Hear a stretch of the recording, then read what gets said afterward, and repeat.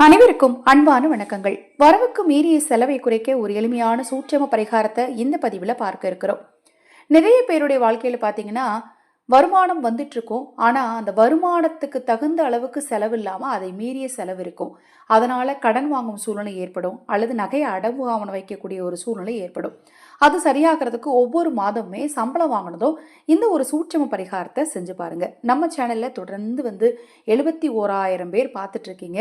சில தொழில்நுட்ப கோளாறு காரணமாக நம்ம சேனல்ல மேற்கொண்டு என்னால் நிறைய வீடியோஸ் அப்லோட் பண்ண முடியல. அதனால் புதுசாக நான் ஒரு சேனல் ஆரம்பிச்சிருக்கேன். மகா பெரியவா ஆன்மீகம் அப்படிங்கிற சேனலை ஆரம்பிச்சிருக்கேன்.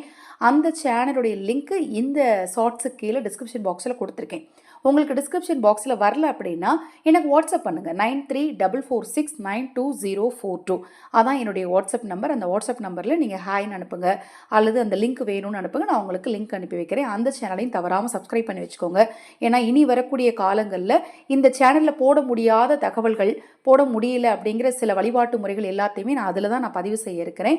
அதனால் அதையும் தவறாமல் சப்ஸ்கிரைப் பண்ணி வச்சுக்கோங்க. அக்ஷய பாத்திரம் உணவளிக்கும் திட்டம் ரூபாய் 30 மட்டும். ஆதரவற்ற ஏழை குழந்தைகளுக்கும் முதியவர்களுக்கும் உணவளிக்க விரும்பினால் 9344692042 இந்த வாட்ஸ்அப் எண்ணுக்கு தொடர்பு கொள்ளுங்க.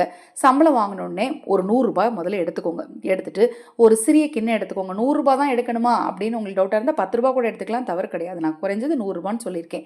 10 ரூபாய், 5 ரூபாய், 1 ரூபாய், 2 ரூபாய், 200 ரூபாய், 500 ரூபாய் எவ்வளோ நாள் நீங்கள் எடுத்துக்கலாம். எடுத்துட்டு ஒரு சிறிய கிண்ணத்தில் ஒரு கைப்பிடி அளவுக்கு பச்சரிசி போடுங்க, 2 ஏலக்காய் போடுங்க. போட்டு அந்த பணத்தை அது மேலே வச்சு அது மேலே ஒரே ஒரு துண்டு அச்சு வெள்ளம் அப்படின்னு கடைகளில் விற்கும், அந்த அச்சு வெள்ளத்தை வாங்கி வைங்க.